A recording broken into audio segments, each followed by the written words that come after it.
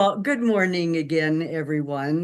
My name is Barbara Spencer, and I'm this year the director of the OPAL team. And I'd like to welcome you to our first program of 2026. This year's theme is Crossing the Threshold, and my co-team is helping to totally out for this morning's program. And they are Linda Hofflin, Patsy Richards, Donna Humphrey, Alex Munoz, Ileana Cordova, Shannon Lynette, and Dottie Brandreth, who are both new to our team, and Connie Dubik, who is now advisory. And a reminder again to please keep yourself on mute unless you are scheduled to speak, and the chat room is available. To begin our opening program, I'd like to invite Shannon and Linda to lead us in our opening prayer.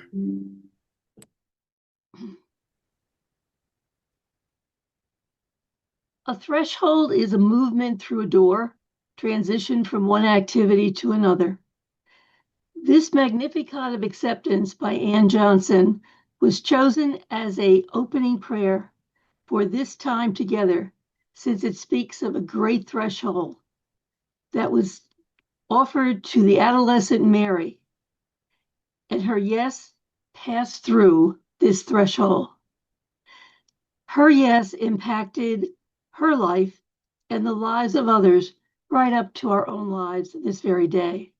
We look to her to help us as we midwives walking through the threshold of a great change in religious life. And we ask her guidance as we, charism carriers, step through this threshold into this new era, walking with God, our Creator, our Abba, with each other hand in hand. Magnificat of Acceptance by Ann Johnson. My soul trembles in the presence of the loving Creator, and my spirit prepares itself to walk hand in hand with God who saves Israel, because I have been accepted by God as a simple helpmate. Yes, forever in the life of humankind, people will sing of this loving encounter. Through remembering this moment, the faithful will know all things are possible in God. Holy is the place within me where God lives. God's tender fingers reach out from age to touch the softened inner spaces of those who open their souls in hope.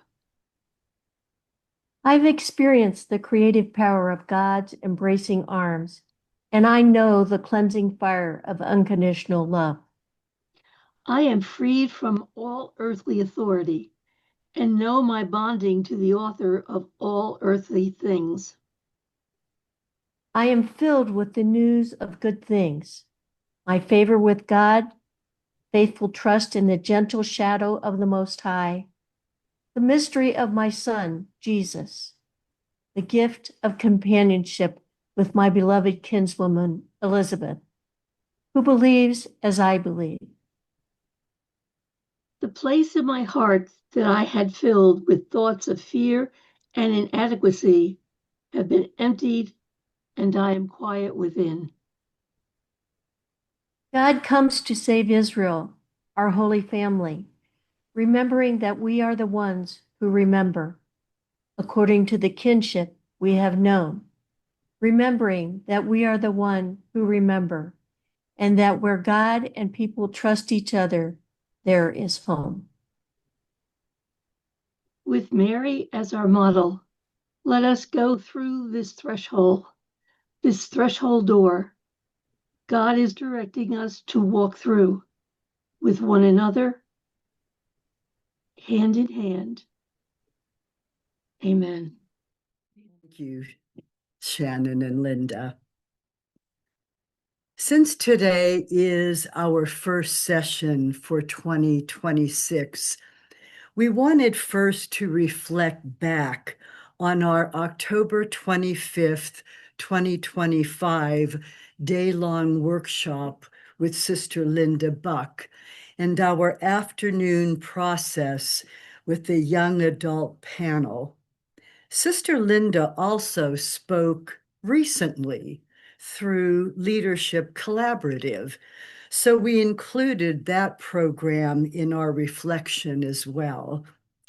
After we've had 3 10-minute presentations, which will include some reflective quiet time, we will form breakout groups to continue our discussion with one another.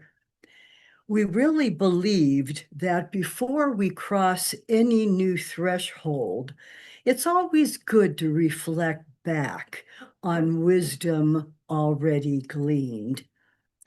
So at this time, I'd like to invite Alex and Ileana to unmute themselves. And both of them worked with the young adult panel on October 25th afternoon. So they're going to share their thoughts from that afternoon time with us. Hello, it's nice to see you all. During our 2025 OPAL retreat, the afternoon unfolded as a sacred encounter with 5 young souls whose lives bear witness to the quiet, persistent work of grace. Each came not merely to speak, but to testify to the stubble and profound ways faith takes root, falters, and flowers. Our first speaker was a 23-year-old who reflected on the spiritual discipline of consent, of continuing to say yes, just as Mary did, even when certainty was absent. His journey was not marked by dramatic revelations, but by the steady courage to remain open. In his yes, we glimpsed the transformative power of surrender.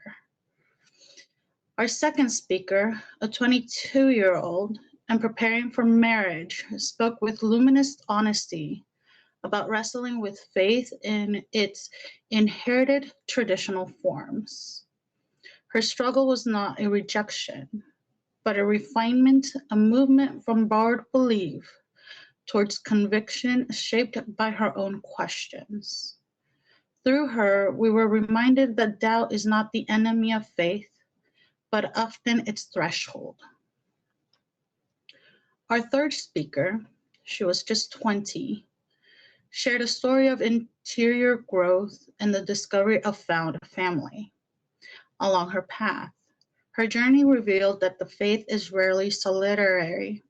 It is cultivated in communion. In finding others, she found herself. In belonging, she began to believe more deeply. Our fourth speaker was born with health complications, offered a testimony woven with resilience and gratitude.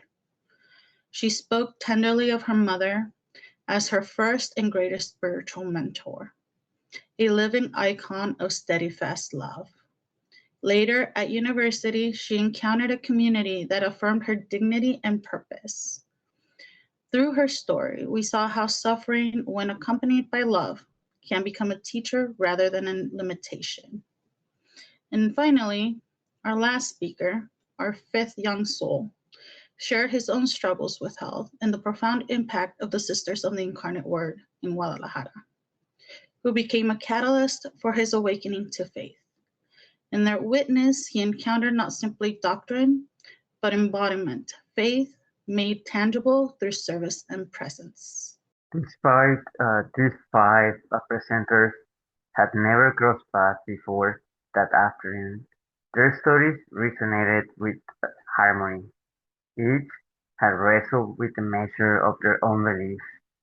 Each had been shaped by the influence of others like parents, mentors, communities, and each had discovered that faith matures most fully when it is given away in service, to be seen, to be needed, to be entrusted with responsibility. This experience became part of their life. Their testimonies remind us that questioning is universal, that no matter what age they have, we're always looking for the same things. We're looking for God, we're looking for a community, we're looking for a belonging. And we have two questions that we want you to reflect. One of those is, when was the last time that you have reflected about your faith journey? And the last one is, how can you make yourself more approachable to young adults?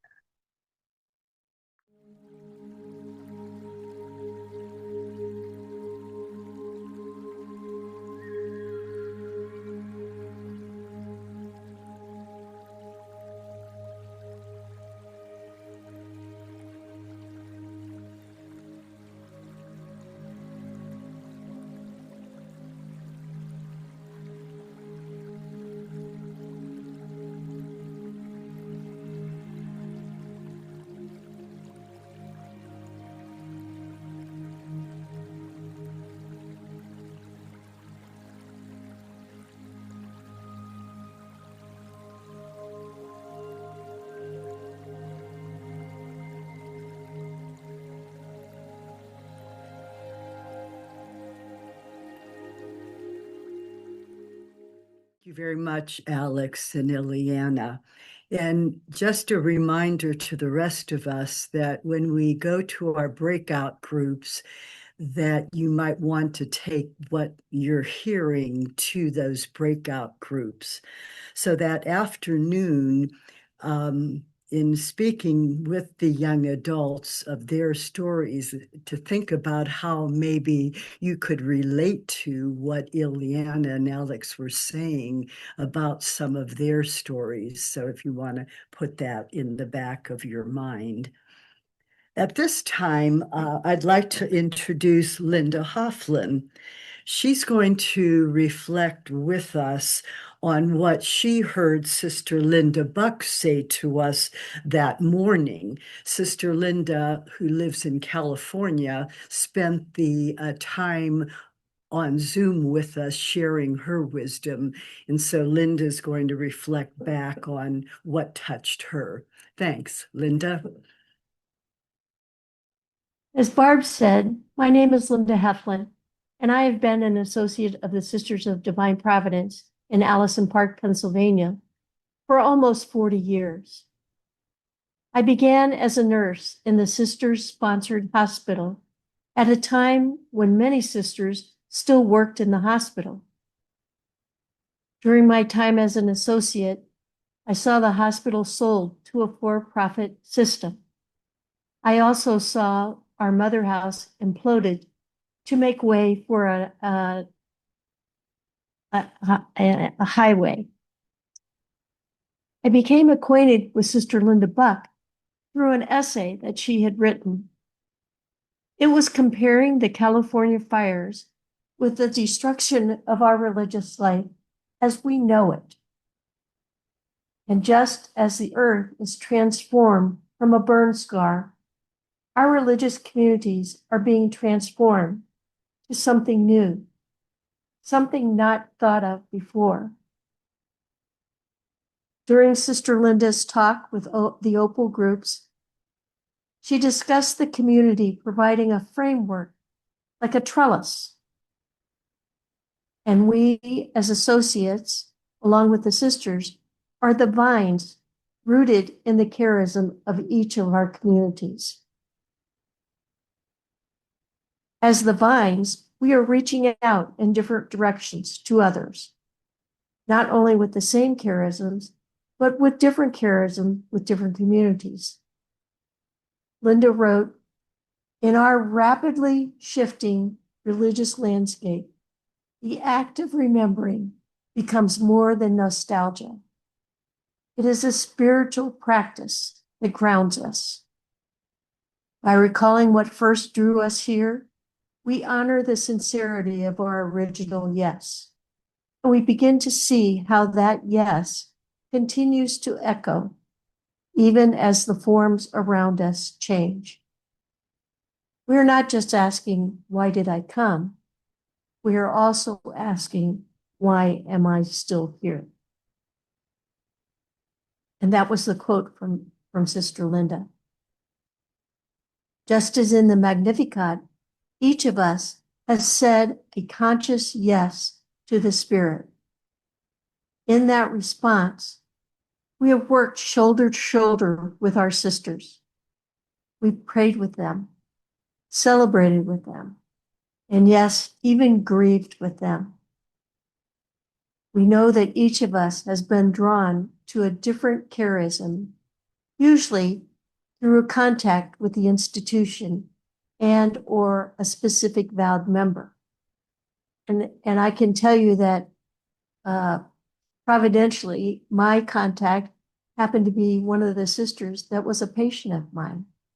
And that was my connection, even though there were many sisters working in the hospital, but my true initial contact with the community was my patient. Our awareness of charism was relational. Now the charism must become more cross-congregational, cross-charism, cross-country, global. As relationships change, we are now being rooted in different networks. We are called to take positions of leadership to ensure that the charism remains alive and well. We need to recognize that we are charism carriers along with the sisters. We continue to remember our founders and foundresses, but look at new ways to use our charisms to be part of the body of Christ. In this moment, in this time, we are part of a movement. It is about our transformation to moving to something unclear, not in focus. As a movement, we are compelled to participate, to be activated, and to transition from the status quo. Our charisms continue to draw us to care for the sick and poor, to educate, to fight against injustice. But we need to adapt our charisms to today's world and the future needs of our world. The old framework or trellis is shifting to accommodate our vines. Religious communities can no longer live in silos and remain territorial about my community, my school, my hospital, being better than another community. We see our well-known institutions, our schools and universities, our mother houses disappearing. We are called to be more collegial and collaborative as a presence in our church. Our sisters and associates are called to share our charisms, to look across the aisle, to work together, to grow together, to challenge each other to move forward to a transformation. Before that transformation, we see a deconstruction of the current system. And that's what's been happening in the last few years. We are not called to save our institutions. We are called to further the charism and transfer the framework or trellis. Rather than the usual framework of vertical and horizontal pieces, are there now curved pieces and angled pieces that provide different paths for the vines? We need new tools to prepare for the future and the construction of a fresh style of trellis. We need new models of gathering, new forms of leadership, less hierarchical. The transformation will lead us to new ways of being together in new relationships. As associates, we need to go out to meet the people where they are and not, as in the past, have people come to us. Associates can make a conscious effort to discuss our charisms with others. We can reach people in our churches, in our workplaces, and in our other relational groups. We can show others the importance of living out our charisms. In the end, we need to use our creativity to be free, to see the possibilities, to help bring things into focus. The Spirit continues to call us to be with us. Discernment continues to be part of the process. And our yes needs to be continually evaluated and affirmed. As Sister Linda said, not only are we asking, why did I say yes initially? Now, what keeps me responding with that yes? I invite you to take a few minutes during quiet time to reflect. What is the legacy that we are tending and bringing across the threshold?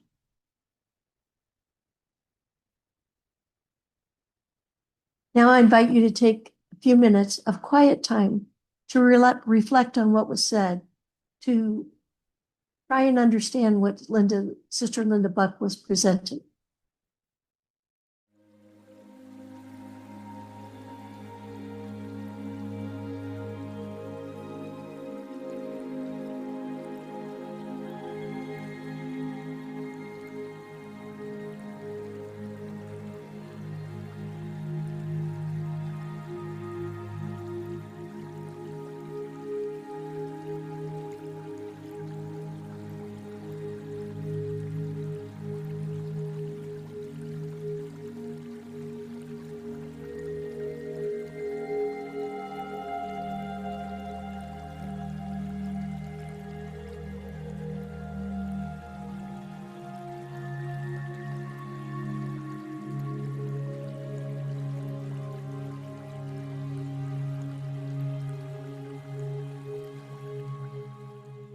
Thank you very much, Linda. That was most enlightening to us. I want to just remind everyone that you can go back to the OPAL website to hear last year's presentations because we have recorded them. So our October 25th program that we're reflecting on this morning is on the website, just the morning program with Sister Linda Buck. I'd like now to introduce Dottie Brandreth. She also listened to Sister Linda Buck, but in a different format. Sister Linda had spoken at the January 8th Leadership Collaborative Program, and we wanted to combine that program because since it was the same speaker, we thought we wanted to continue to have us reflect on the wisdom presented on that January 8th morning as well. So Dottie is going to speak to us about her reflections from January 8th. Good morning, everybody. And thank you for being here. Sister Linda Buck is a sister of St. Joseph, and she gave a wonderful presentation in January to the Charism Carriers through the Leadership Collaborative. And I can only hope I can do justice to her presentation. Sister Linda reminded us that the call to the associate program is a vocation, an invitation to all of us. And this invitation is a response to God's initiative. Do you recall or do you remember your own invitation? I think it's something that for myself, I can't forget because it has taken me to many places and it brought me to the Passionists. in New York, where I was living at the time. And I actually had them in high school for theology. And then, you know, as life goes, so does our connections. And I came back in touch with them in 2008 when my mom passed. And at that time, finally, they opened their retreat houses to women. When I was younger, they were only for men, in case some of you remember having touched base with them. And that started my journey with them. I volunteered with them. And then I was eventually invited to be part of their retreat team in New York at Bishop Malloy in Jamaica. But that part answered my initial calling. Um, how can I give myself more to God? How can I use some of the talents He has given me, the gifts He's given me?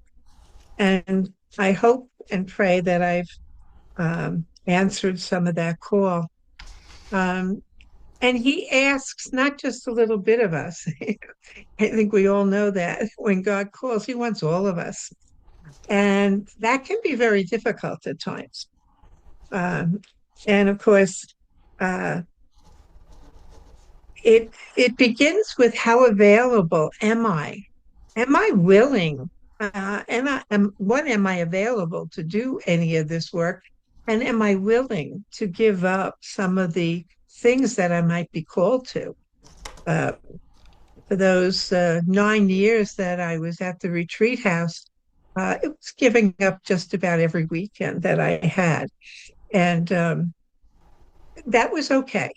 Um, I thrived in the environment and I was able to take their charism, which was, basically keeping alive the passion of Christ in our hearts.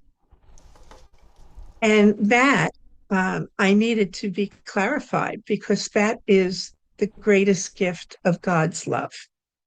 Not to stay in the suffering, but to go into the joy of the resurrection. And that's where my life started to take me. So when we begin our availability and the charism starts to form us, to shape our conscience, it's like, what's going to happen now? Where am I going with this? And that's when I became involved with the Passionist Associates. And that was in, I think, 2010 or 2011. And that really changed and worked on my conscience because I used to think what a morbid, I shouldn't say this, but it was morbid. It was morbid insofar as I didn't want to stay in that suffering piece. I felt I had suffered enough, especially at that time when my younger son had died in 2001. And, it was always, like, I think a little bit like Mary, what else do you want, God? So the charisma forms us to shape our consciousness. And where are we going with it now? What is it doing? We know the system is changing and clarity will give way to the truth. We are asked to follow the mystery that has not yet been formed. We don't really know where we're going. Movements are not owned or controlled, they're discerned. So much of what's taking place, we're discerning, and we're all in this learning phase. And God captures our hearts, and we respond collectively. We need to remember we're not called to serve the institution, as Linda had said. We can't save it. We are called to embody the mission, the charism. So what must endure is the fire. Remember that fire that we had in the beginning. And that's almost the same fire I came away with from Sister Linda's presentation. She just really got me started again. So I asked, do you remember that fire? Do you remember that passion you felt and how you acknowledged your call? So, in what ways are we being called today? To let go of the old forms, to allow new ones to emerge.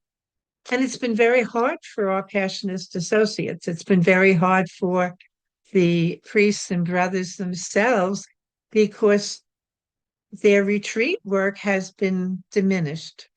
A number of the retreat houses have been closed. Some of the parishes they used to be in are no longer. Just recently, our mission in Jamaica, in the Isles, has been turned back over to the diocese down in Jamaica. We're still in, well, we're still across the states and up in Canada and Puerto Rico, but we're a world wide community. But our mission here in the States is almost going back to being a missionary. So, where do you see the impulse to control and fix? How do we get stuck and stagnated in this piece? And I believe that fear predominates change, and it's most difficult for most of us. So it was suggested that deepening our spirituality, especially in the charism and in our founders, and they will help us. They've been through this. Were through this when they were starting many of our congregations. So I know we just had our pre-chapter and we are going back to our foundation. We're going back to the beginnings. We're going back to our spirituality. We continue the journey of trust with faith and with our heart, and we won't give up. So we know the era is changing.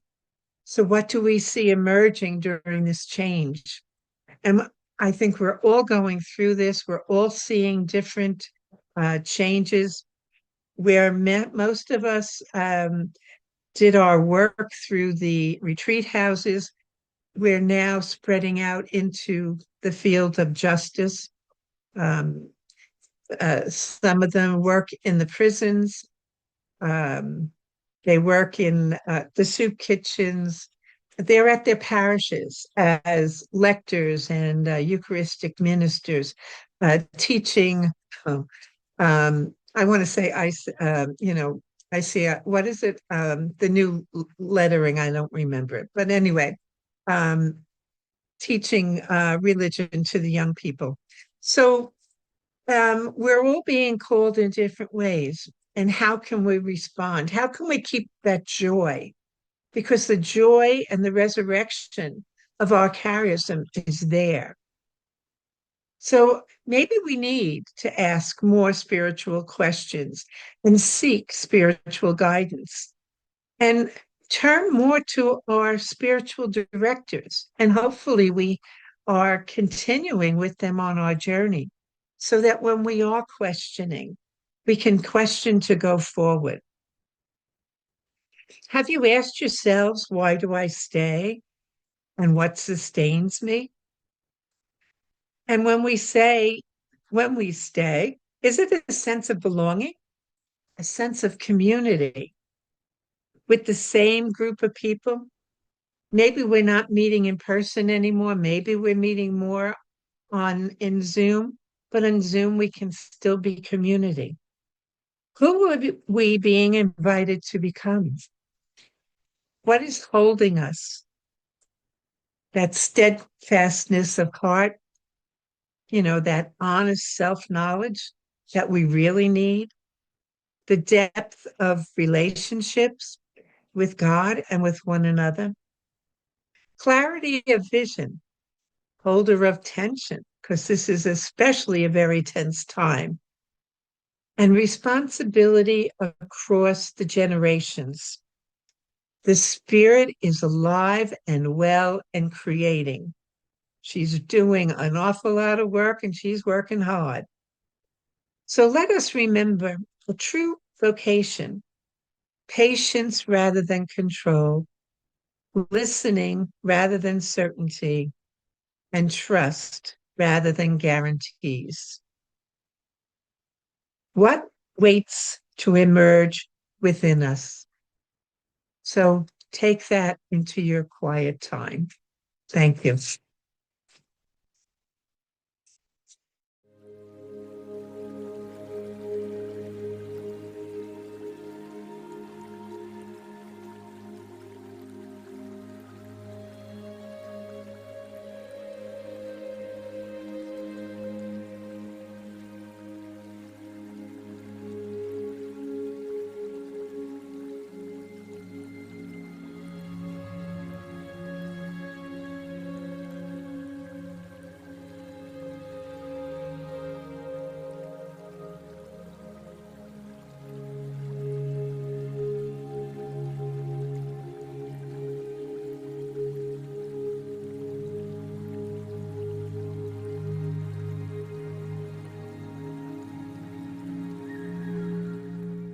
I want to thank all of our speakers for giving us much to reflect on this morning. Just from a quick perspective, I heard so much interweaving of what all four of them were saying, that much connectedness as they spoke in different ways. So I hope that was something that you may have picked up on too. I think before we really can cross thresholds, it's really important to articulate, where we are right now and how much positive outcomes are happening. And I was just hearing that so much through our speakers. And again, I invite you to go back to last year, 2025, to our OPAL website. You can certainly hear a lot of our speakers and programs all over. And even this one, it'll be eventually put on the website. And I know I want to go back to rehear what our speakers said, from my own gleaning of thoughts. So at this time, it's about 20 after 10 now. We're going to be putting you in breakout sessions. Well, welcome back, everyone. And I ask you to please mute yourselves if you haven't already. And I hope you had a fruitful conversation in your breakout rooms. So, what I'd like to do is invite a recorder to raise your hand, and I can acknowledge you. Natalie, don't forget to unmute yourself. Okay. First of all, I have to thank the planning team. This was very inspirational. It's full of energy, it's full of enthusiasm. Thank you, Dorothy. The fire that I think you gave to all of us. Thank you so much. We talked some about the young people. How important it is for us to speak up for them. Sometimes we put the elderly people here and the young people here, and never the twain shall meet. But we need to speak up for the young people, to be their advocates, to encourage the young people to get involved. How do you do that? Well, you can send some of your associates, like to the parishes, talk to the pastor, see if maybe you can put up some flyers, do a little talk after his homily. Social justice and peace through the social media. on Facebook. Um, we've started a Facebook page for the associates out of Buffalo. Um,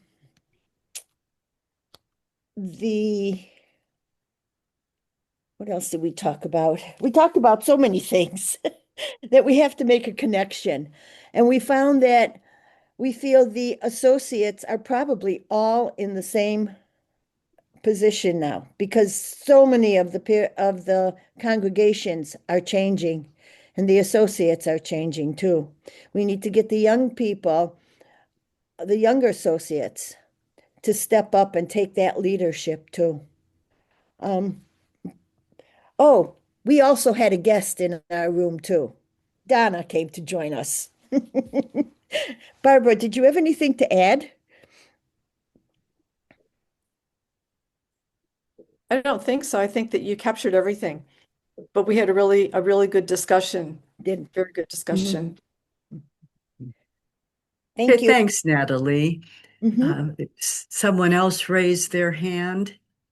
Ileana? Hi. Okay.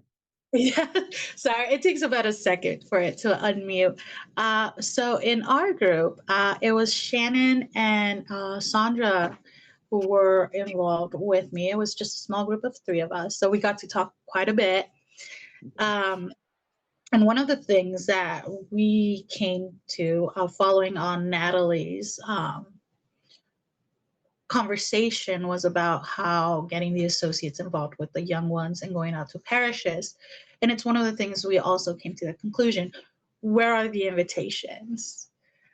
The associates are looking for members, and the communities individuals are looking to join communities.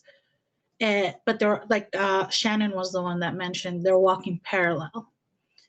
One is ready to welcome and the other one's ready to join, but there's no invitation in between. There's no connection between the associates and the individuals or the community. And we were talking about how advertising ourselves or our associates would be a good way. And then Natalie was actually talking about how talking to her parishes, being involved with the community. So I guess one of the biggest things that we took out of our session today was we need to put ourselves out there. We have to be involved in our community, not just wait for our community to come to us because they won't, because just how we are shy to invite them, they are shy to ask. So basically just not just living the charism, but also showing our charism, what we are. Shannon was mentioning about Sandra. Sorry, Sandra was the one mentioning that maybe at their university they should put a banner and a table and hand out donuts and mention who they are, present themselves, be like, we are the associates of certain groups. This is what our charism is. Take a pamphlet with you on your walk to your next class. When you're waiting for the professor to arrive, read right through it. Come and knock on our door is basically what we got to out of this. Okay, thank you, Ileana. Uh, anyone? Patsy? First of all, I have to thank Aaliyah and Rosie. It's a group of three of us. And of course, I didn't know them before, but isn't it wonderful when we get to talk to new faces and new people and, and how you relate to each other, what we hold in common, that's just that's great. I thank you, both of you. I thank them, but that was just so nice to see new people and talk to new people. That's very nice. We all spoke about our founders, and what they had to go through in order to found the communities that we're a part of. And what they and I speak about our founders, the ones who came to Villa Maria. I mean, it's such a story, and yet they persevered. And we have a beautiful place in Villa Maria. They gave us the strength and the courage. We stand on their shoulders. So whatever our communities are going through, we have the founders, we have their strength, we have the charism, we can do it, but we have to not forget what they gave us. One of the things that we spoke about is, and Donna, maybe you can add this too, is when we're talking about young people and being able to reach out to people. But one of the things that Donna did, and her husband Pat, and some of our Humility of Mary associates, is they have every year they have an event called the Fest, and it's in Cleveland. And when you go there, like they set up a table and there were different things there from different associate communities.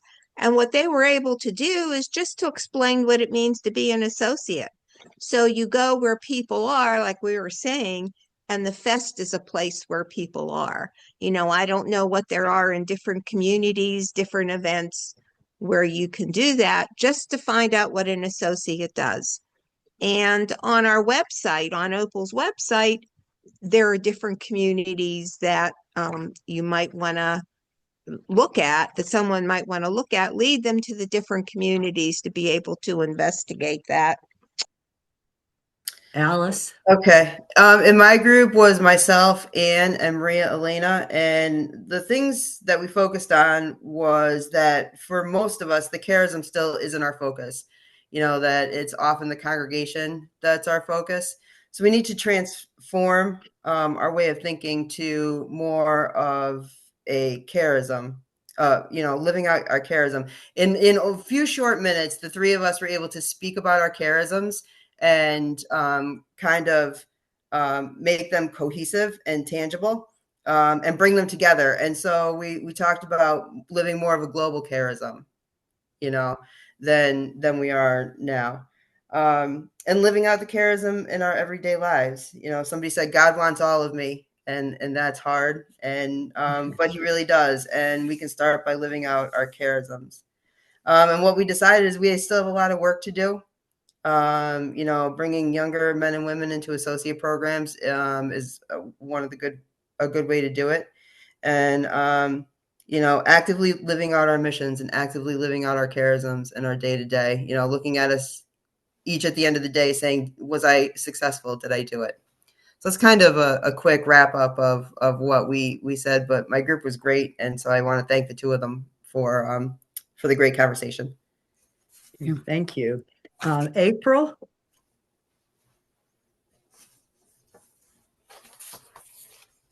Barb. So in my group, we didn't quite focus on the questions as much as just what the Spirit left room for. And we started out talking about how we are very much in a time of transition, and these transitions call for action. And one of the things that came out of that was really our conversation on interfaith sharing and interfaith experiences.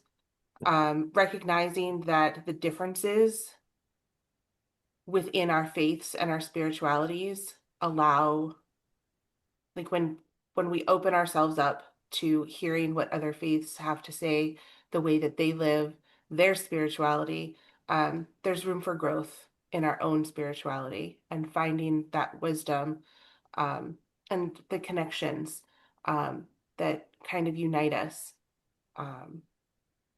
Finding the growth in our interfaith circles, but also recognizing that there is growth as associates, that our sisters walk a very different path than we walk as associates. As associates, we are lay people. And while we are a community in and of ourselves, and we live in community, we are intentionally choosing this community. We still walk a very different path than the sisters walk. Simply by our experiences, our struggles, our own way of life.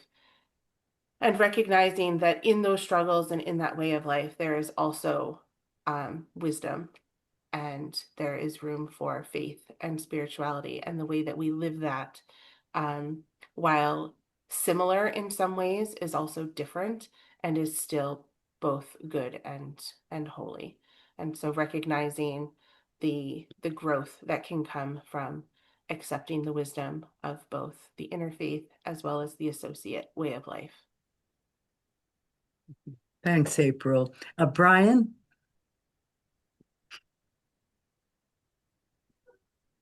Hi. In my Morning. group, there was Linda, who is a associate of Sisters of Divine Providence. There was Nicole, who is with the Sisters of St. Joseph in Canada. And I am an associate of the Dominican Sisters of Peace.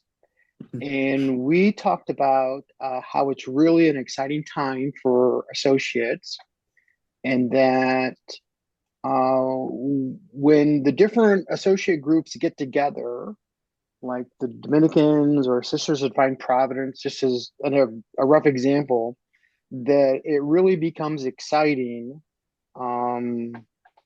that you find out that we really have a lot more in common than we really have differences, that Zoom really allows us to stay connected. As Patsy mentioned, Zoom is just a wonderful tool that opens up just tremendous opportunities. One of our members mentioned, in our groups mentioned that some of the members, they just don't want any changes. They want to keep everything the way that it was. And then somebody else mentioned, well, they look at the apostles after Jesus's death, that they just wanted to stay in the rooms and didn't want to do anything. But eventually the Spirit moved them to spread the gospel to, far and wide. So hopefully the Spirit moves some of our members to accept some of the changes that are bound to be coming. And so one of the questions that we talked about that they said that they heard from or they read about or heard from a lecture or something was, where do you want to be in 100 years?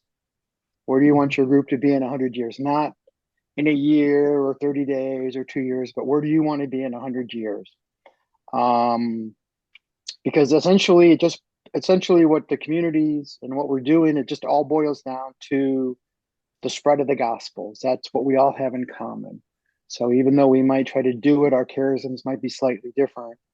That's what we're all trying to do. That's what it all boils down to, spreading the gospel. And that's it. And my group was fantastic. It was wonderful to talk to them. Great. Thanks, Brian. Thank Cecilia? you. Yes, Mary Beth and Barb and I had a great conversation.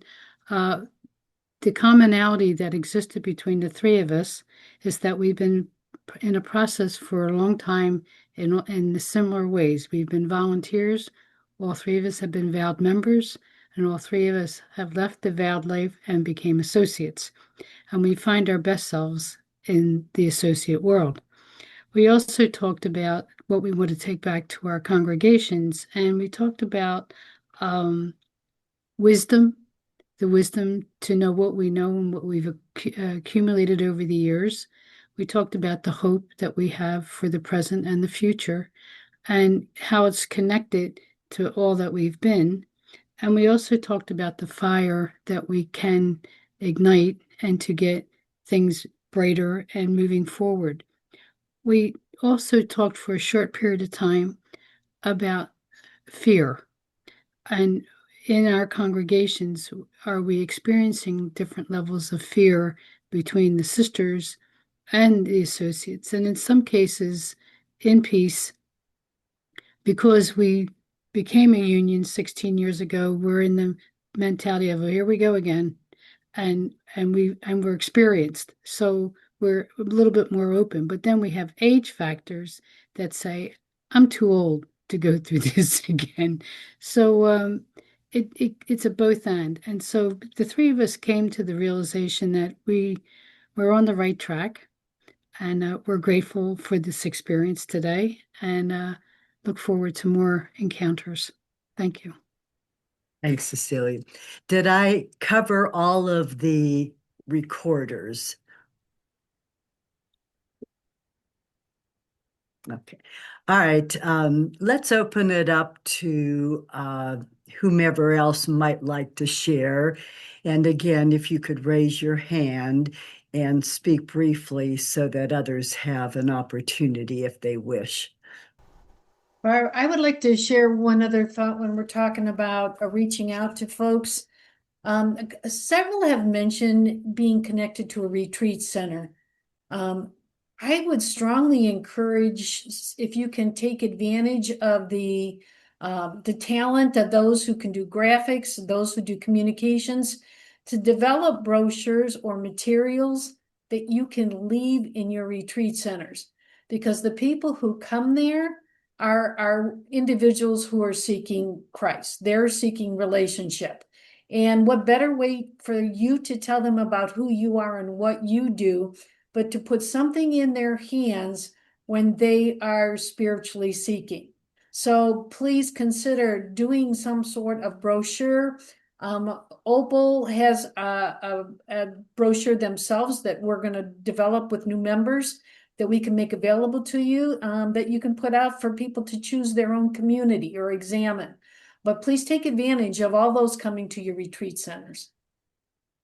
Thanks, Donna. Rita. Hi, I just wanted to briefly suggest every group I'm in is about one of the main things is attracting younger members. And I have 6 of my 7 grandchildren are in high school. And I know that they are anxious to be involved in something. It doesn't necessarily mean this, but they want to be active. And what attracted me to the HM community was their social justice movements and the ministries. And I've always wanted to be active in something. And I'm not saying that the prayer and the groups and all that is important too, but if you want to attract new members, you have to be active. And so when you meet, if you had like whatever you're doing, if you have poster boards and pictures and things that you're involved in, and to show the younger people that are coming in that this is what you do and this is what they could get involved in, and get excited about. And I know that if you just Google social action in whatever community you're in, all kinds of opportunities will pop up to what you could, and then you, depending on your ability and interest, you get involved in something, and your family and friends will notice. They will notice what you're doing. They pay attention to what you're doing. And that's what encourages people to get involved in the associates, I think. Thanks, Rita. Your first letter is M. Golonka?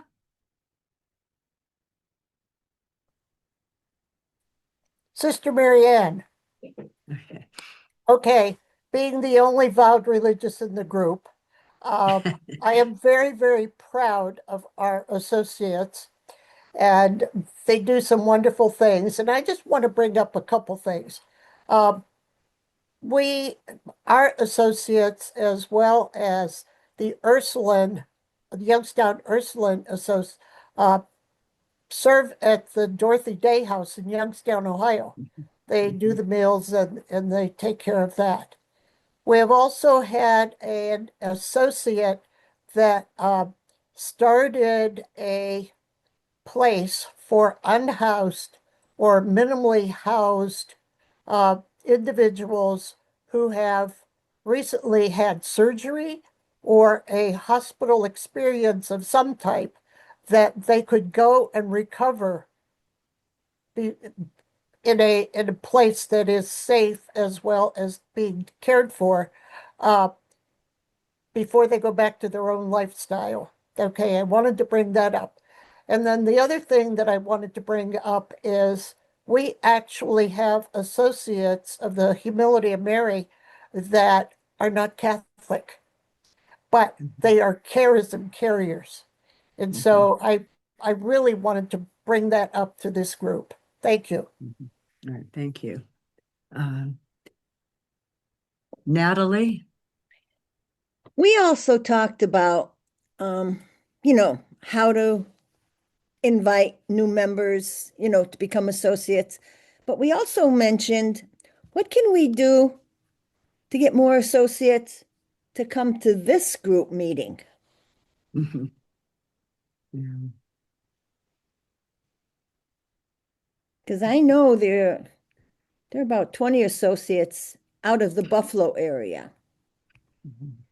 And I would like to piggyback on that, Natalie, and introduce Elia, Elia, if you can put your hand up. Elia is the director of the associate part of the Leadership Collaborative. So she is a cohort with Sister Linda, who we are referring to. And Elia, can you just talk a little bit about what, on a national scale, the collaborative is doing with associates for the rest of the year? Can you speak to that briefly? Thank you, Donna. We are part of Leadership Collaborative, and we are Naker Legacy. So little by little, we begin, gathering the different associates around the countries, and we are at a different piece right now after 2 years, and we have gatherings. Quarterly gatherings for associates around the around the world, because sometimes last month, I think, Donna, we had presence from Latin America too, from Peru, from Argentina, and from Mexico, and from here, United States. And next month, we are gonna hold a gathering for religious sisters and associates, and you are cordially invited. It's going to be next month, and we are there. And in these gatherings, ignite our flames again, as Dorothy said, right? We are here to getting to know each other, to know that we are a group that carries the charisma of our own congregational founders, and how we are here to relational with each other, and to hold relationships with each other, and to in a way spark again the flame that we hold. And thank you, Donna, and it is wonderful to be here. And you are all invited to reach out to our site in Leadership Collaborative. I'm gonna post it. Let me look for it, and I'm gonna post it in the chat. And you are most welcome to join us also. Thank you so much. All right, thank you. We just have about a minute or so left before we wrap up into conclusion. Anyone else have a burning statement to make? Cecilia? Yeah, this is personal, but I'm sorry. I would like the name of the person who spoke to me in the beginning to say hello to Carol, but I can't say hello to her because I don't know your name. So, Was that you, Shannon? Shannon. Shannon Lynette. Okay, thank you so Cecilia. much. Shannon Lynette. Okay, thank you all. You're welcome. So, well, it's about 20 after, which we're, pretty well on time. And I'd like to conclude before our closing prayer with some general announcements that are about Opal. But first of all, I want to thank all of you for coming this morning, for all of your insights and enthusiasm. And it was just reinvigorating to just be together again. We'd like to let you know that in 2026, OPAL has revised their guidelines and their governance details. And currently, there are 9 of us who are on the OPAL team for 2026. I also would encourage anyone, we're really looking for someone that has technology and communications background skills. Donna is, she carries us, and she has a lot of weight on her shoulders because there's so much with us that involves technology and communication. So I want to give a shout out to her especially, and we could use more expertise in that area. One major change we decided to make as an OPAL organization is that going forward, that if you wish to join us for any live presentations, and I'm going to stress the word live, that means what we're doing here as a live presentation, that you will be required to be a member of OPAL. And that would be your congregation membership, which is $100 this year. And just a reminder that under that umbrella of congregation, all your sisters and all your associates would be an OPAL member. Okay.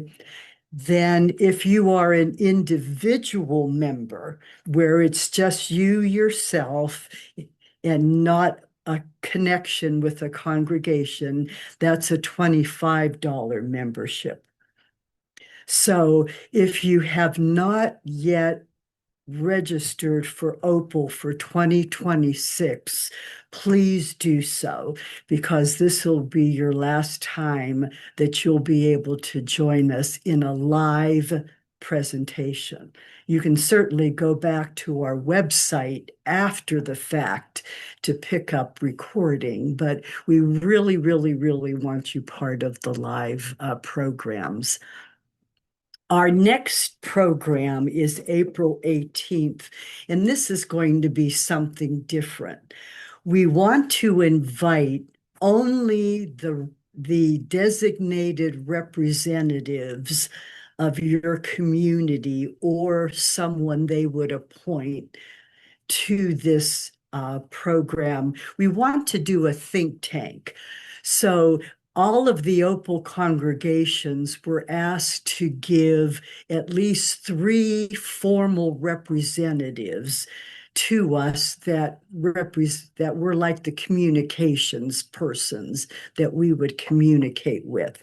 So we're going to invite them only to this. And then if you're an individual member, you would be included as well. So in order to go crossing more the threshold, which is our theme this year, we thought it would be helpful to network with only the congregation, OPAL congregation representatives. Or if they can't attend, that they could certainly send someone else to represent them.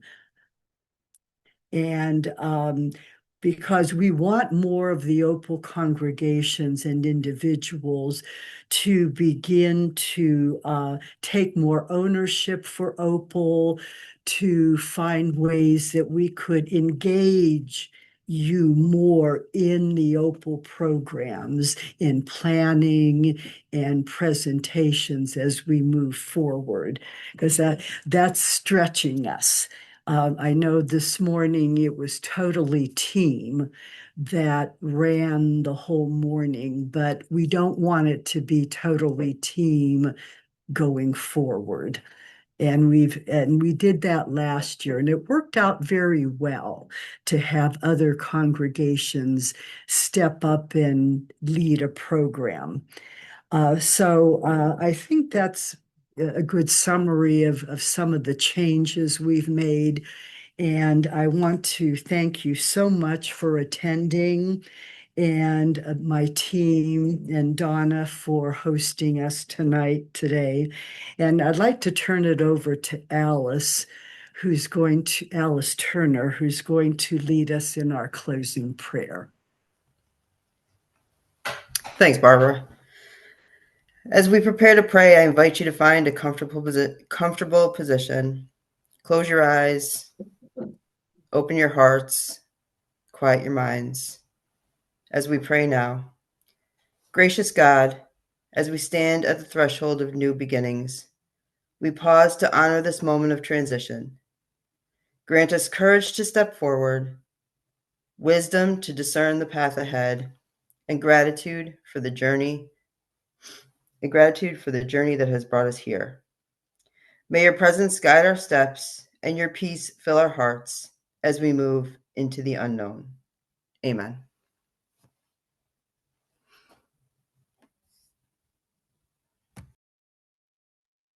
Donna, will we have access to today's recording?